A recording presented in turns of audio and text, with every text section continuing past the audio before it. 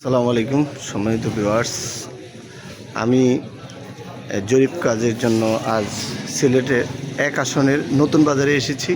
এখানে যারা ব্যবসায়ী আছেন এই ব্যবসায়ীদের মধ্যে কিছু সংখ্যক ব্যবসায়ীদের মতামত যাচাই করব যে সিলেট এক আসনে জনপ্রিয়তায় কে এগিয়ে আছেন, ধানের শীষ না দাঁড়িপাল্লা। তো আমি এখানে যে ব্যবসায়ী আছেন, মাছ বিক্রেতা আছেন, সবজি বিক্রেতা আছেন, মুরগি বিক্রেতা আছেন, আমি প্রথমেই এই যে একজন ব্যবসায়ী ভাই, ভাই আপনার মতামতটা জানতে চাচ্ছি যে সিলেট এক আসনে এই দাঁড়িপাল্লা এবং ধানের শীষ এই দুই দলের মধ্যে কেমন কম্পিটিশন হবে এবং আপনি কোন দলকে সাপোর্ট করেন, কোন মার্কেটকে সাপোর্ট করেন? ঠিক আছে, দাঁড়িপাল্লা আর ধানের শীষের যে দুইজন প্রার্থী আছে দুজনে কিন্তু হাড্ডাহাড্ডি লড়াই হইব, কিন্তু বিজয়ী হইব ধানের শীষ, খন্দকার আব্দুল মুক্তাদির সাহেব। ধন্যবাদ। আপনি মনে করেন যে ধানের শীষ বিজয়ী হবে। ধন্যবাদ। প্রিয় দর্শক শ্রোতা, আমি আরেকজন ভাইয়ের মতামত জানতে চাইব। আসসালামু আলাইকুম। হ্যালো ভাই, এটা তো সিলেট এক আসন, দাঁড়িপাল্লার পক্ষে মাওলানা হাবিবুর রহমান আর ধানের শীষের খন্দকার মুক্তাদির, এই দুই দলের কোন দলকে আপনি ভোট দিবেন, দাঁড়িপাল্লা না ধানের শীষ?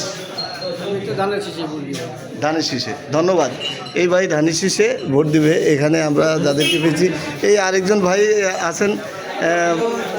ভাই আসসালামু আলাইকুম।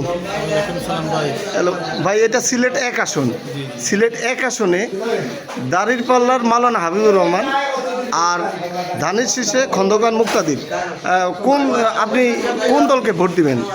আসলে আমরা তো ধানের শীষে ভোট দিছি, নৌকায়ও ভোট দিছি, এবার আমরা চাইলাম যে দাঁড়িপাল্লায় ভোট দেওয়ার জন্য।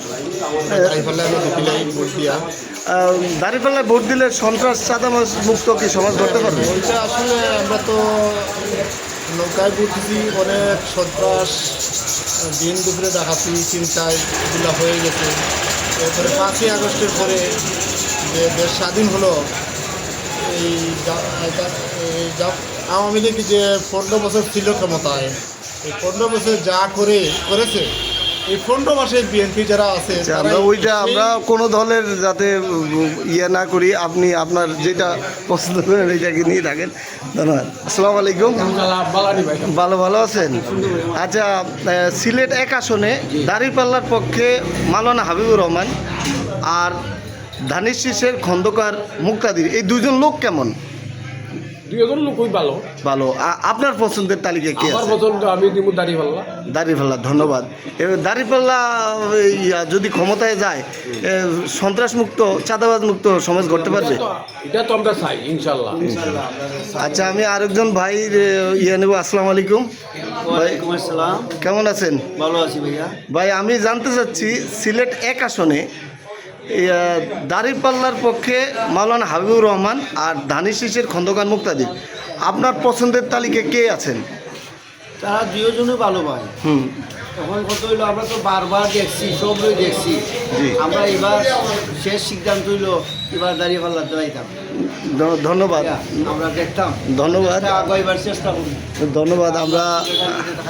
আমরা জানতে পারলাম।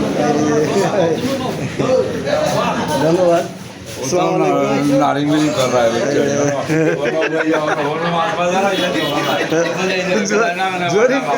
জরিপ কাটলে